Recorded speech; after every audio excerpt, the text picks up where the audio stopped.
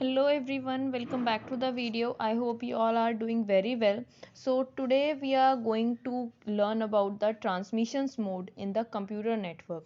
So without wasting a minute, let's get start the video. So transmission modes of primary concern when we are considering the transmissions of data from one device to another is the wiring and of primary concerns. When we are considering the writing is the data stream, so we send one bit at a time, or do we group bits into the largest groups, and if so, how? The transmission of binary data across a link can be accomplished in either parallel or serial mode. In the parallel mode, multiple bits are sent with the each clock tick. In serial mode, one bit is sent with each clock tick. While there is only one way to send parallel data, there are three subclasses of the serial transmission: asynchronous, synchronous, and isochronous. Isochronous. So data transmission is in that data is transmitted into the two modes like parallel and the serial. In serial there are three modes: synchronous, asynchronous, and isochronous. Parallel transmission: binary data consisting of ones and the zeros may be organized into the groups of n bits. Computers produce and consume data in the groups of bits much as we conceive of and use spoken languages in the form of words rather than letters. By grouping, we can send data and the bits at a time instead of one. This is called parallel transmissions. So as we can see with the help of this diagram that there is a sender and the other end there is a receiver.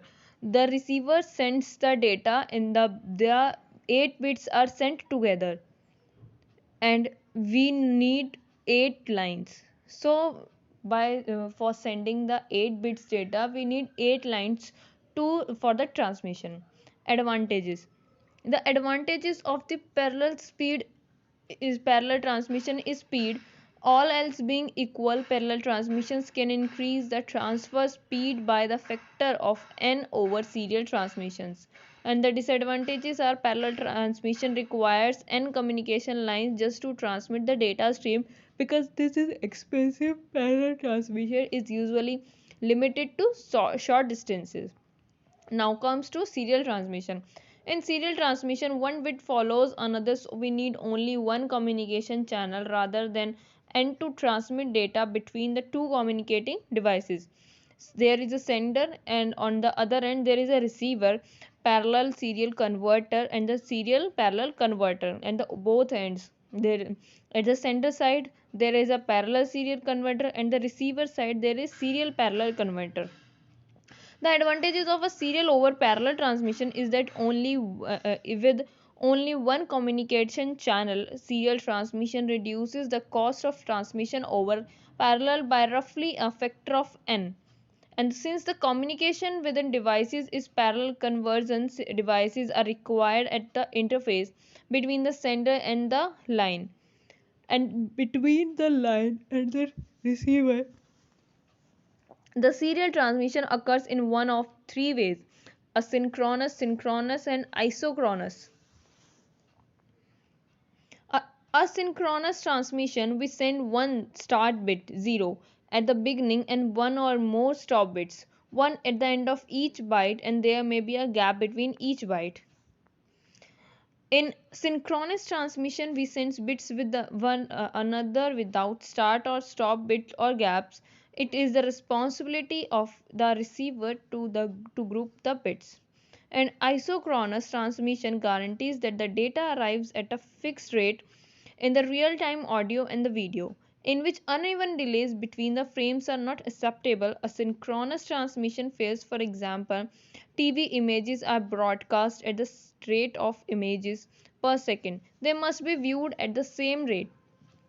If each image is sent by using one or more frames, there should be no delay between the frames. Now, analog transmission. Digital to analog conversion is the process of changing one of the characteristics of the analog signal based on the information in the digital data. Analog to analog conversion or analog modulation is the representation of analog information via analog signals.